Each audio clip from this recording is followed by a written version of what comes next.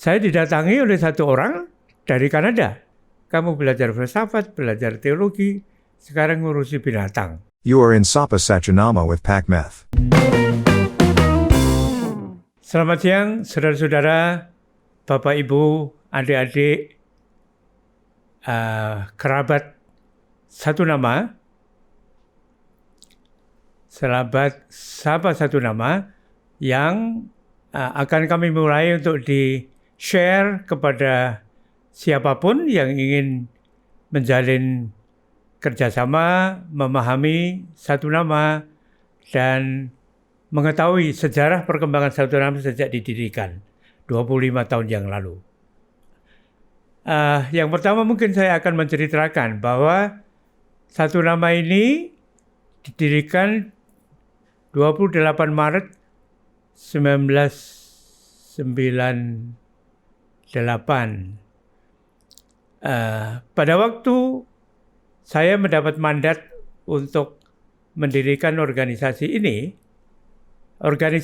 sebetulnya bekerja sama dengan organisasi dari Kanada, namanya USC Kanada. USC itu singkatan dari Unitarian Service Committee of Canada. Jadi satu komunitas kesetiakawanan dari Kanada yang sudah didirikan pada tahun 1945. 1945 itu sangat berharga. Karena apa? Karena saya juga lahir tahun 1945. Jadi saya mengenal organisasi itu pada tahun 97. Pada waktu saya sampai Indonesia, jadi ceritanya di London saya kebetulan belajar lagi dengan dengan support financial dari negara Jerman. Karena saya sudah bekerja sama dengan dengan lembaga Bina Swadaya. Ini umur saya memang sudah masuk 77. Jadi Anda harus sabar nanti mendengarkan beberapa kata yang barangkali salah. Jadi pada waktu saya sampai di Indonesia setelah belajar di Inggris itu, saya didatangi oleh satu orang dari Kanada. Dia mewakili organisasi di Kanada, namanya USC Kanada. Dia sudah tinggal di Indonesia selama 1 tahun dan ingin mendapatkan orang Indonesia yang bisa mewakili sebagai representatif LSM itu di Indonesia. Akhirnya terjadi diskusi dan saya mengatakan, wah saya tertarik. Kemudian pertemuan dengan orang Kanada itu tiba-tiba saja mendesak saya, kalau kamu belum punya kontrak dan kamu tertarik dengan USC Kanada, bagaimana kalau kita menandatangani kerjasama untuk sementara untuk USC Kanada? Pertanyaan saya lebih jauh adalah bagaimana dengan sistem kekaryaan di USC Kanada? Dan dia mengatakan kamu boleh mulai dari 1 tahun sampai tahun yang tidak terbatas.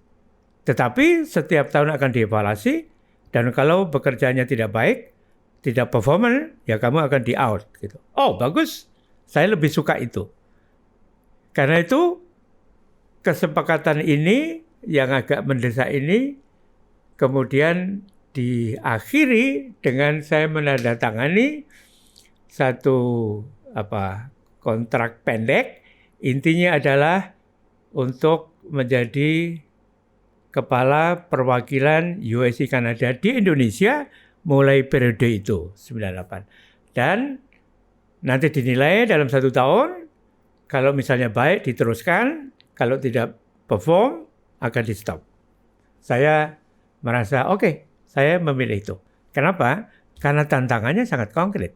Dan saya sangat suka dengan tantangan yang konkret itu untuk menantang saya supaya saya bisa mengendalikan diri dengan lebih baik dan mengembangkan diri sebaik-baiknya untuk kemaslahatan orang lain. Dan menurut saya itu sesuatu yang bagus.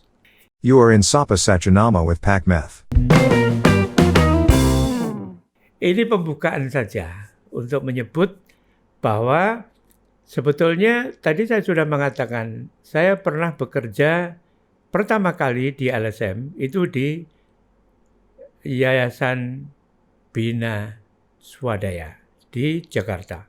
Itulah pelajaran saya yang pertama sebagai orang LSM, dan ternyata komitmen saya cukup lumayan. Saya diberi bagian yang 2 tahun pertama itu untuk pegang pemasaran ternak. Memulai dari Jogja, Klaten, Semarang, Ambarawa, Magelang, Semarang, bahkan juga Cirebon untuk membawa babi dan kambing, bahkan juga kemudian sapi dari daerah itu ke Jakarta. Dan kebetulan dalam waktu 2 tahun kami Bina Swadaya menjadi apa istilahnya, importer barangkali atau eksporter, karena masuk dari daerah-daerah ke Jakarta yang paling besar. Dan kemudian saya ketemu dengan salah satu pendekar rohani, Romo Dykstra, di Bina Swadaya.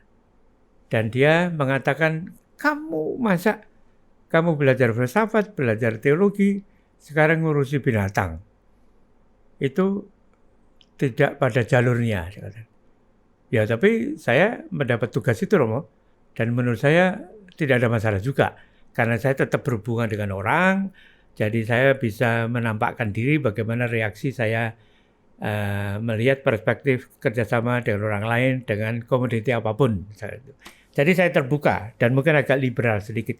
Ya, tapi saya akan sarankan kepada Bambang itu Direktur 16. Saya akan menyarankan supaya kamu tidak menangani itu, meskipun mungkin bisa mengkoordinir itu, tetapi pada bidang lain yang lebih besar, yakni menangani kelompok-kelompok usaha bersama dari seluruh daerah yang ada. Waduh, saya ya tertarik juga. Kenapa tertarik? Karena saya belum pernah menangani itu, tapi pada waktu di Inggris, studi saya adalah manajemen koperasi. Jadi begitu mendengar kata koperasi itu, ya dengan sendirinya menyentuh dasar yang paling dalam. Karena itu saya diam, saya melanjutkan pekerjaan saya dengan pemasaran itu, dan akhirnya selesai 2 tahun memang saya dipindah. Dan Pak Bambang memberi saran saya untuk menangani bidang itu. Tugasnya adalah mendampingi kelompok-kelompok prakoperasi yang namanya usaha bersama, yang sudah tersebar mulai dari ujung timur Jawa, yakni di Banyuwangi, sampai ke nelayan-nelayan Banyuwangi, sampai ke barat, ke Jawa Tengah, ke Jogja, ke Jawa Barat, juga ada di Jakarta, kemudian Lampung, Lampung Selatan, Lampung Tengah, Lampung Utara. Waktu itu hanya ada itu. Sekarang Lampung itu banyak, kabupatennya banyak. Tetapi pada waktu itu hanya provinsi Lampung, itu yang kami tangani. Jadi itu daerahnya cukup besar dan ada sekitar 1.200 kelompok tani yang diserahkan kepada saya. Apa yang saya lakukan? Saya minta belajar semua pelatihan manajemen yang ada di PTPM. PTPM itu perguruan tinggi pembangunan masyarakat. Jadi berbagai tema manajemen, sejak mulai dari manajemen keuangan, manajemen proyek, manajemen HRD, manajemen strategic plan, sampai ke ada sekitar 11 tema. Dan itu dari tahun ke tahun saya pelajari, mengikuti kursus di situ, dan dari situlah saya mencoba menggabungkan antara pelajaran bagaimana menangani pemasaran ini dengan program-program penguatan kapasitas kelompok-kelompok kecil. You are in Sapa Satchinama with PACMEF. Cerita pendek ini saya sampaikan kepada saudara sekalian untuk mengatakan bahwa pada waktu satu nama didirikan, itu sebetulnya pendirinya ini saya yang ditugasi oleh USC Kanada untuk membangun organisasi sebagai kelanjutan dari USC Kanada. Dan saya sudah punya pengalaman sekitar 35 tahun dalam pembangunan masyarakat. 13 tahun di Yayasan Bina Swadaya, 10 tahun di Yayasan Bina Desa, 10 tahun di Yayasan Yapika. Bahkan saya ikut menjadi pendiri Yapika yang sekarang menjadi salah satu organisasi yang masih cukup besar di Jakarta. Bina Swadaya sekarang sangat besar sekali. Kemudian setelah itu saya juga diminta menjadi direktur Karina KAS. KAS itu singkatan dari Keuskupan Agung Semarang. Jadi ada Yayasan Karina Nasional, bahkan ada yang internasional. Kemudian untuk Keuskupan Agung Semarang ada satu dan saya dipimpin. Jadi pengalaman saya membekali diri untuk berdirinya satu nama itu sekitar 35 tahun. Saya sudah menjadi konsultan untuk BKKBN selama 6 tahun untuk mendampingi dan menumbuhkan kelompok-kelompok UB, usaha bersama, yang kami kembangkan di Bina Swadaya itu harus dikembangkan di kelompok-kelompok keluarga berencana. Di mana diawali dengan 5 provinsi. Provinsi Lampung, Jawa Barat, Jakarta, Yogyakarta, Jawa Tengah. Bahkan kemudian ada di Jawa Timur, tapi hanya beberapa kota yang ikut juga.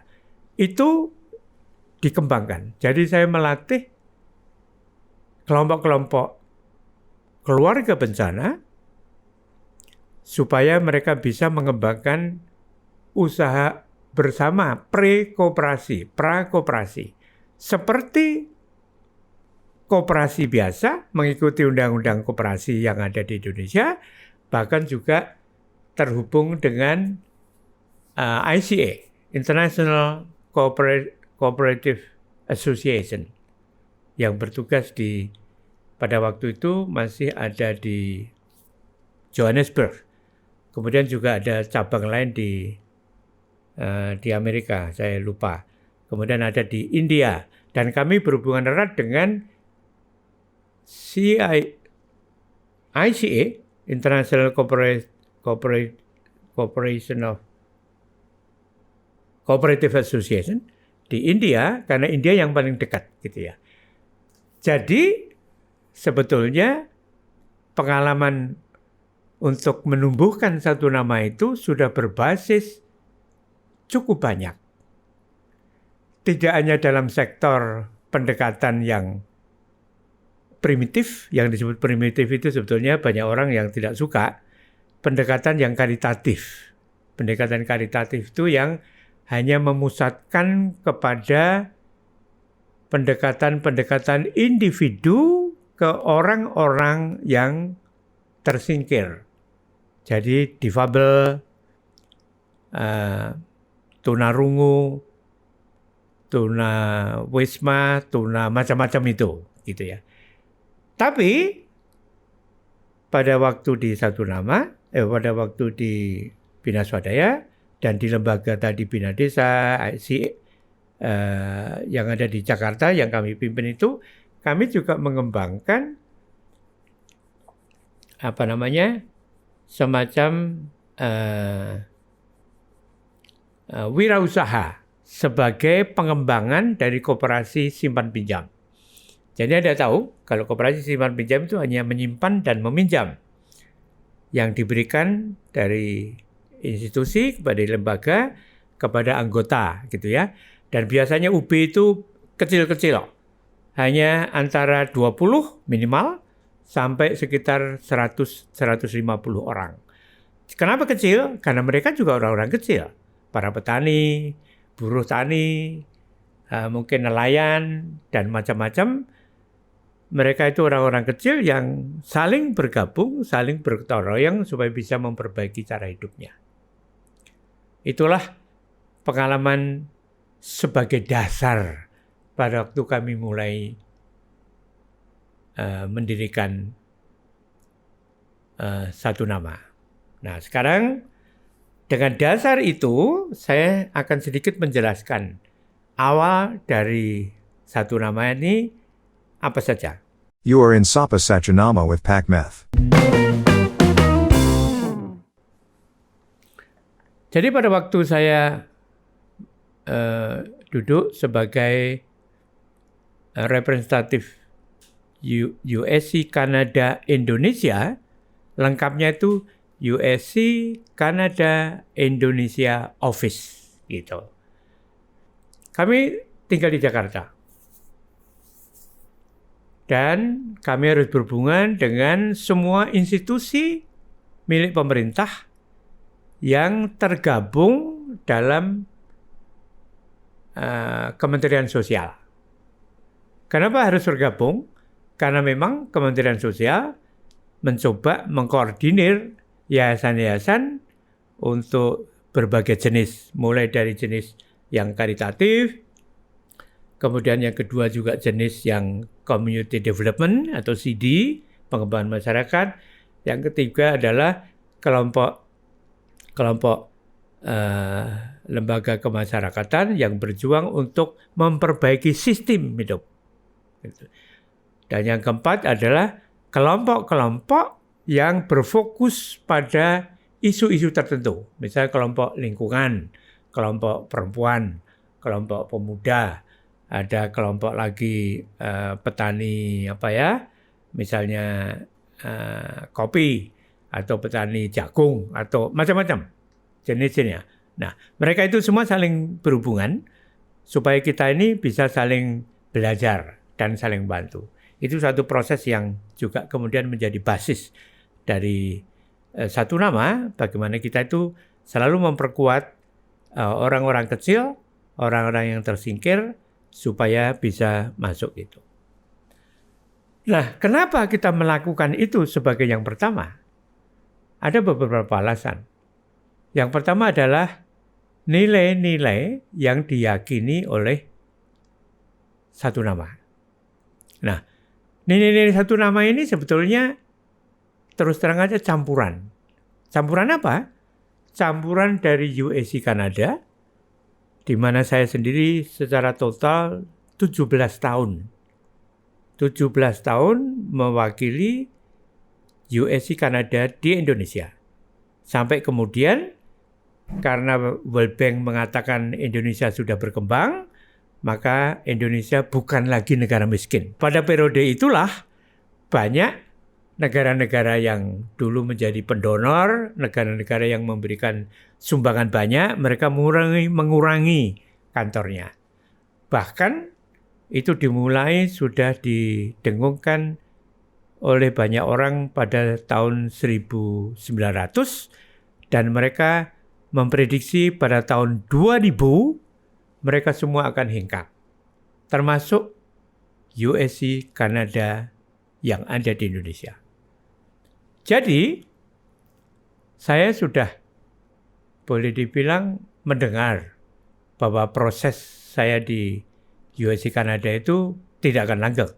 Dan saya sendiri merasa bahwa pasti akan ada periode di mana nanti kita akan meninggalkan organisasi ini.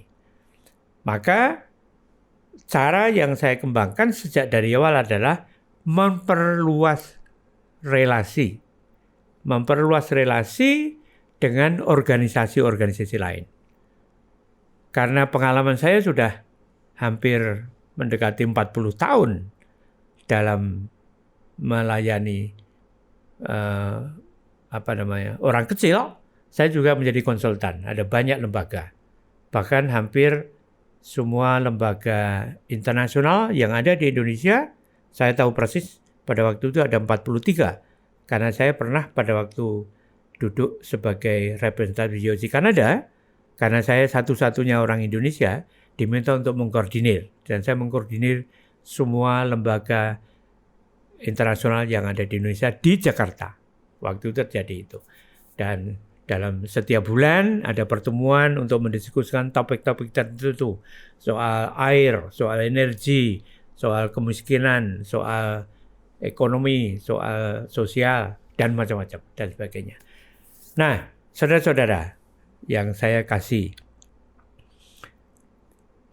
apa dasar yang paling elementer kita melakukan kegiatan-kegiatan semacam itu? Saya ingin men-share bahwa kami itu mendapatkan semacam kesimpulan bahwa sebagai manusia, kalau kita ingin memberi martabat kepada warga lain atau meningkatkan martabat diri dan warga yang lain, kita harus lihat hati kita sebagai sumber katakanlah rujukan. Mengapa? Karena alam raya Tuhan yang Maha Besar ini sudah menaruh di hati setiap orang suara hati. Nah, suara hati itu apa isinya? Macam-macam. Suara hati isinya adalah nasihat-nasihat yang baik. Suara hati ini isinya adalah mengingatkan kalau kita menghadapi satu masalah misalnya.